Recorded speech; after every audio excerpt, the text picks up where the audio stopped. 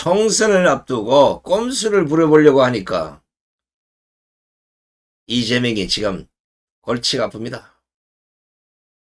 이재명도 지금 이낙연도 이준석이 때문에 골치 아파요. 자칫하면 이낙연, 이준석이 모여있는 저기는 제가 보니까 아사리판 선거 전에 아마 전 또 쪽박차게 생겼어요. 다 갈라지게 생겼어요.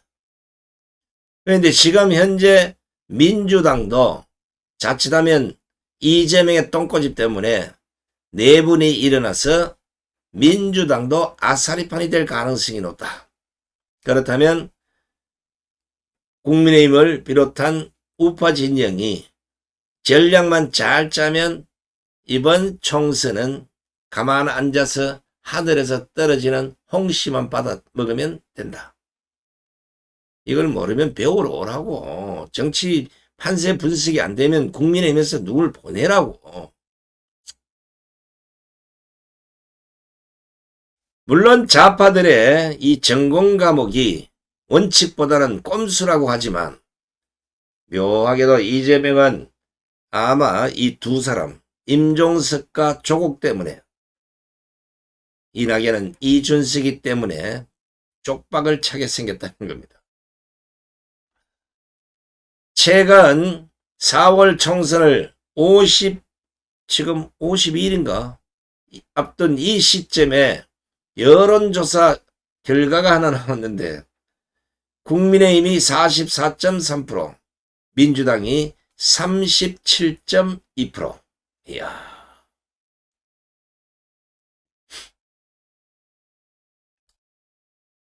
윤석열 정부 안정이 46.3%.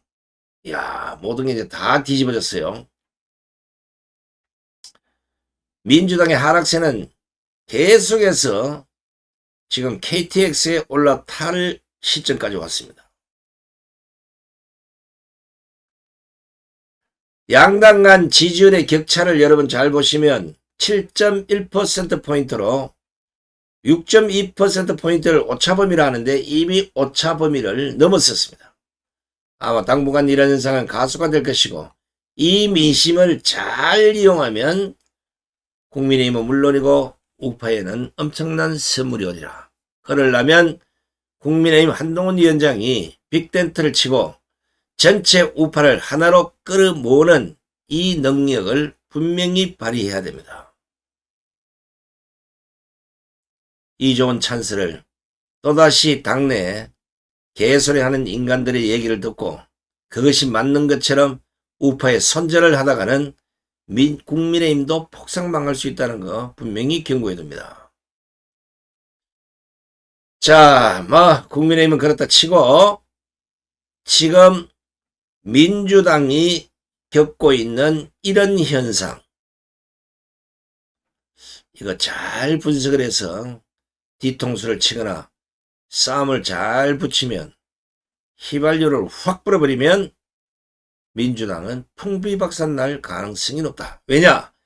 이재명이라는 인간이 민주당의 당대표 자리에서 당을 제멋대로 사장화시키고 있다는 거, 이거는 민주당 원내 원외 비명 친명 다 알고 있습니다. 그런데 막상 그렇게 하려고 해보니까 예상치 못했던 두 사람이 지금 브레이크를 걸고 이재명을 잡아 흔들고 있는 겁니다. 이재명 마음대로 안 되고 있는 거예요. 이재명 입장에서는 이번 기회에 아예 비명계, 즉 친문계까지 깔끔하게 정리를 하고 민주당을 완전히 이재명 당으로 만들고 싶었을 겁니다. 그런데 말씀드린 임종석과 조국이 저항을 하고 있는 겁니다. 한쪽에서는 친문의 임종석이가 이재명의 바지가랭이를 잡아당기고 있고 다른 한쪽에서는 조국이 나와서 손잡자고 손을 흔들고 있는데 이재명이 응해 줄 수도 없으니 골치 아픈 거예요.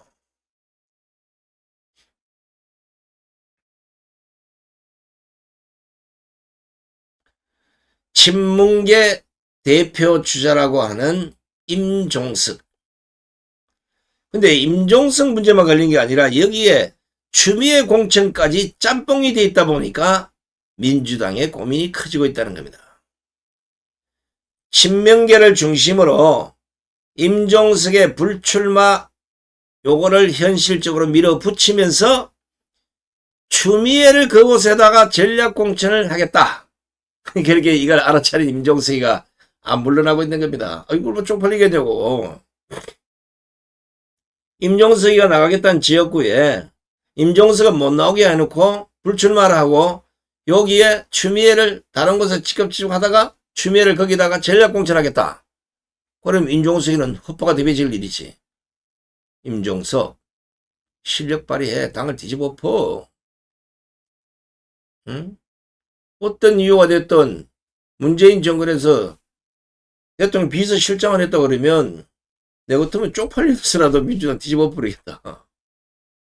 결국 이재명의 선택에 달렸는데 적어도 임종석을 출마를 못하게 하면 민주당은 총선과 관계없이 친명계, 이재명 여기하고 문재인이가 뭐 어떤 편을 들지 모르겠지만 임종석을 중심으로 한 친문계하고 아마 총선 결과와 관계없이 니 죽고 나 살 자식의 2판 4판 형국으로 빠져들 가능성이 높다는 겁니다.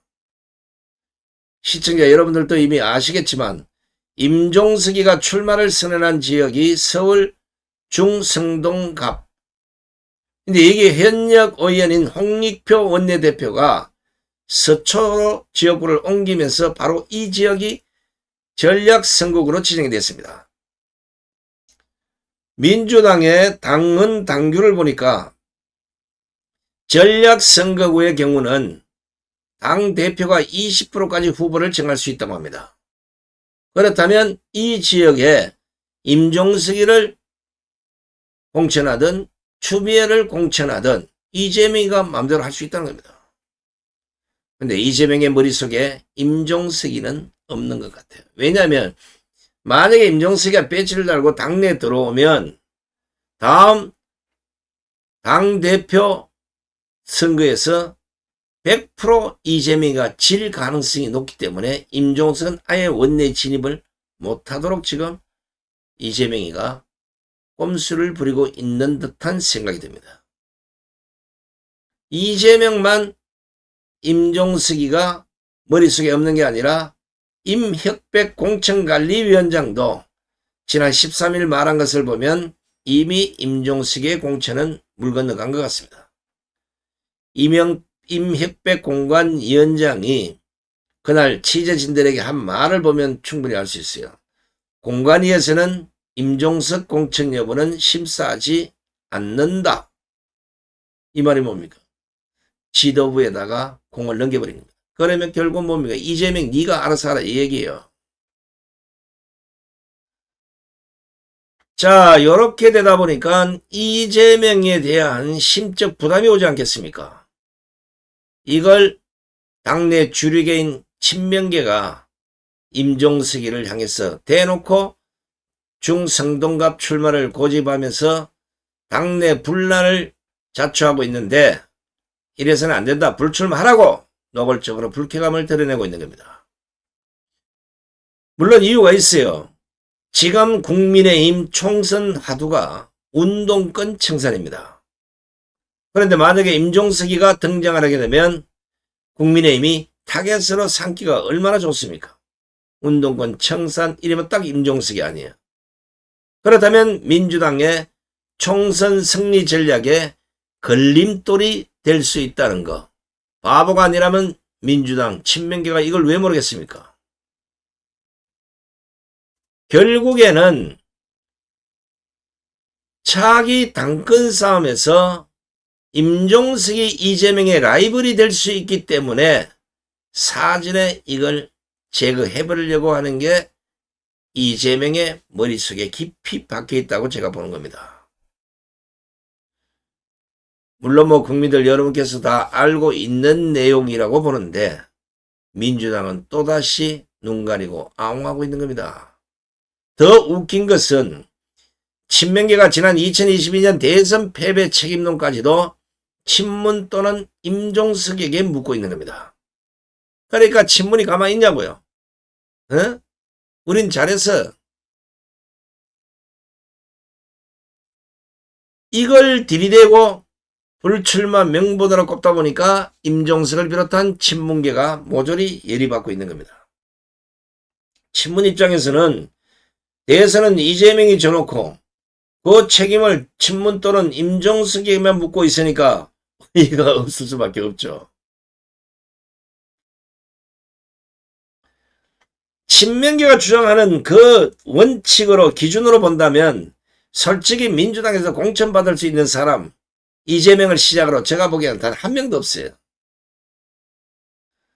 그러니까 윤석열 정권 심판론을 들고 나왔으면서 친문 갈라치기 전략으로 당내 분열을 이야기하는 것은 민주당 입장에서 본다면 총선 필패로 가는 지름길이 되어버린 겁니다. 그런데 이재명이는 임종석이가 수차례 전화를 하고 면담을 신청했다는데 이걸 계속해서 거부하고 있는 겁니다. 왜? 전화 받으면 이러지도 못하고 저러지도 못하는 애매한 입장이 되기에 전화를 안 받는 거예요. 임종석이를 열받게 하는 게 또 있어요. 추미애는 환영을 하는 모양새를 띠고 있기 때문에 그렇습니다. 지금 현재 굴러가는 민주당의 분위기로 보면 추미애는 임종석이가 노리는 서울 중성동갑 출마까지 염두에 두고 있는 것으로 보입니다. 그런데 이 지역이 바로 그동안 출마 준비를 해온 친문 핵심의 임종석이란 것 때문에 이 지역을 놓고 임종석과 추미애, 추미애와 이재명, 이재명과 임종석 이 삼각 트라이앵글의 충돌이 생긴다면 우와 이거는 국민의힘에 봤을 때는 로또야 로또. 그러면 어떻게 해야 돼? 이걸 잘 조절해 싸움을 붙여야지. 생각해 보십시오. 임종석의 공들인 이 지역에다 추미애를 공천하면 임종석이 가만히 있겠습니까? 물론 이제 문재인이가 가만히 있으면 가만히 있겠지만 문재인이 제가 보기에는 친문 편을 들지 이재명 편을 안 들어요. 양다리 딱 걸치고 있는 게 지금 보면. 그런데 외부 영입 인사를 그것도 추미애를 여기에다가 전략 공천을 한다? 그러면 임종석이는 자동으로 이 공천에서 배제될 것이고 그럴 경우 임종석은 물론이고 친문 전체가 들고 일어나면 당내 계파 갈등은 친명과 비명 간에서 이제는 친명과 친문 간의 갈등으로 그 파열음이 더 커지게 생겼습니다. 그렇다고 이재명 입장에서는 추미애를 보고 당신 뒤로 좀 물러나 있어. 이번에 출마하지 마. 이럴 수도 없어요. 추미애 성깔 만만치 않습니다. 불도저 성격이라 만약 지 맘대로 안 되면 또 특출한 행동을 할 가능성이 높습니다. 이재명이는 곳곳에 폭탄이야. 이재명 입장에서는 장깨 부리다가 코너에 몰린 셈이 됐습니다. 과연 이재명이 어떤 선택을 할지 궁금해지지 않습니까?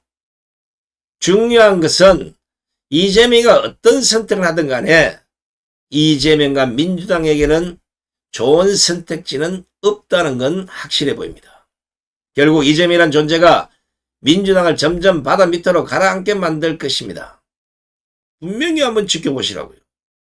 자, 임종석과 대비되는 또 한 사람이 바로 조국입니다.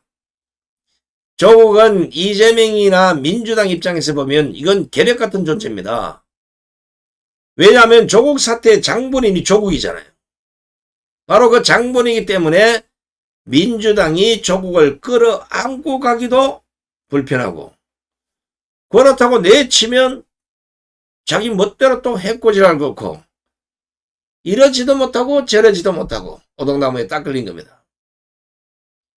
이런 가운데 조국이 지난 13일 부산 민주공원에서 신당 창당을 선언을 하고 15일엔 서울의 한 카페에서 창당 준비에 출범식까지 가졌습니다.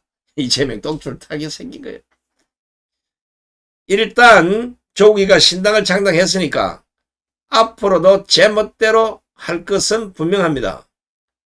임종석에 이어서 조국 신당까지 총선 변수로 등장하다 보니까 민주당은 당황할 수밖에 없는 겁니다. 이재명과 당 지도부는 일단 선을 긋고 있지만 조국은 알 바 없다는 식입니다. 조국은 신당 창당선은 하루 전인 지난 12일 양산에 있는 평산마을 문재인을 찾아갔어요. 이 자리에서 문재인이가 무슨 말을 했겠습니까? 하면 안 돼. 이재명이 도와줘. 하나로 통합해서 가야지. 니는 조국 사태 때문에 재정에 있는데 출마하지 마. 이래야 되는데. 아이고, 오히려 이재명 뒤통수를 까버린 겁니다. 문재인이 뭘 했냐면 민주당 안에서 함께 정치를 할 수 있으면 좋겠지만 그것이 어려운 상황이라면 신당을 창당하는 불가피성을 이해한다고 말했습니다. 사실상 조국의 총선 출마를 제가 한 셈인데 문재인이 이재명의 뒤통수를 쳤다고 보는 겁니다. 이재명이가 문재인 찾아갔을 때는 친문을 좀 다독거리고 잘 봐달라고 했는데 엉뚱한 조국이 튀어나와가지고 지금 골치 아프게 만들고 있는 거예요. 하기야 잘 아시겠지만 조국도 국회의원 배치 달고 이재명처럼 방탄복을 입어야 할 처지가 아니겠습니까? 왜냐하면 지난 8일이죠. 자녀 입시 비리, 청와대 감찰 무마 이런 혐의로 항소심에서 징역 2년을 선고받았습니다. 물론 그 재판부의 항등한 판결, 법정 구속은 면했지만 조국은 이번 총선에서 당선이 된다 하더라도 대법원에서 형이 확정되면 의원직을 상실하게 됩니다. 그런데 조국 머릿속에 뭐가 있겠습니까? 이번에 국회의원만 당선되면 적어도 4년은 편하게 살 수 있다. 의원의 배지를 달고 있는 중에 대법원에서 형을 확정하지는 않을 것이다. 혹여 대선에서 정권이 뒤집어지면 나는 영원히 해방이 된다. 뭐 별 생각을 다 하고 있을 거예요, 좌파들은. 절대 그럴 일 없어. 정권이 넘어갈 일도 없고 너희들이 생각하는 그런 형태대로 대한민국이 굴러가지 않는다고. 이런 점에서 보면 조국의 신당 창당은 누가 봐도 무리수로밖에 보이지 않음에도 불구하고 계속 밀어붙이고 있는 겁니다. 이러니까 이재명과 민주당 지도부가 곤혹스러운 입장에 처하지 않을 수가 없는 거예요. 아마 20대 대선에서 폭망한 조국의 강을 이재명은 매일 밤 잠꼬대가 아니면 꿈에서 이걸 계속해서 체험을 하고 있을 겁니다. 조국이 생각하는 것은 제가 지금 현 시점에서 보면 딱 하나예요. 민주당이 추진 중인 통합비례정당과 연대를 해서 배지를 좀 달아달라 이겁니다. 그런데 민주당 입장에서는 그럴 수가 없는 거예요. 왜? 조국의 리스크가 너무 크기 때문에. 민주당이 만약에 조국의 손을 덥석 잡게 되면 조국을 싫어하는 민주당의 중도층 이탈이 아마 본격화될 것이고 이것이 총선 악재로 작용하게 되면 4월 총선은 폭망하는 꼴이 된다는 거예요. 그러니까 이러지도 못하고 저러지도 못하고 눈치만 살피고 있는 겁니다. 자, 그러면 조국이가 독자적인 비례정당을 만들 경우 우리가 예상해 볼 수 있는 것은 민주당의 다소 강성 지지층이 조국 쪽으로 갈 가능성이 있기 때문에 민주당이 이러지도 못하고 저러지도 못하는 거예요. 정확히 따져본다면 어떤 경우라도 조국이 신당을 만들게 되면 민주당에는 덕보다도 실이 많다는 겁니다. 쳐낼 수도 없고 안을 수도 없는 조국. 어떻게 보면 임종석이보다 조국이 이재명에게는 더 큰 핵폭탄이다. 기억하실지 모르겠는데 이재명이가 심상정과 연대 또는 단일화를 마다한 채 지난 20대 대선에 나섰다가 0.73%포인트 차이로 윤석열 후보에게 패한 여러 원인 중에 하나가 바로 조국 사태라는 거. 이거 이재명도 잘 알고 있는 겁니다. 그렇다 보니 이재명의 말을 들어봐도 조국 신당에 대해서 선을 긋고 있는 듯한 인상을 계속해서 풍기고 있습니다. 옛말에 흥정은 붙이고 싸움은 말리라고 했는데 지금 국민의 입장에서는 저 민주당을 보고 오히려 흥정은 말리고 싸움을 붙이는 꼴로 몰고 가야 됩니다. 이재명이 말했잖아요. 3가지 구경이 있다고. 이재명이가 기억하려는가 모르겠네.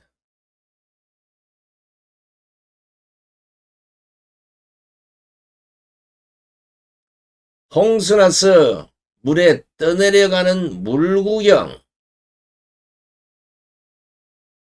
남의 집에 불나가지고 하는 불구경,